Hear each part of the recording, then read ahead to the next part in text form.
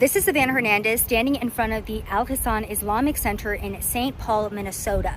Now, I'm standing here because this mosque has made national headlines after they penned a letter of community support for a Somali immigrant who sexually assaulted a 12-year-old.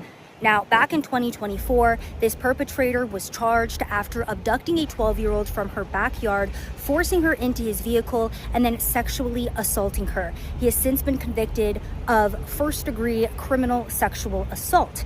Now, after being convicted, his family members were sending letters to the judge to ask the judge to consider his character when making that sentencing. And one of those letters came from the Al Hassan Islamic Center. It was actually signed by their executive director, stating that he had to face cultural differences and the challenges of taking on a new culture. They also framed him as a family-oriented man who sends his money oftentimes back to his family members in Somalia. The judge actually gave him the lightest sentencing possible. He is only going to be serving 8 years in jail for this crime.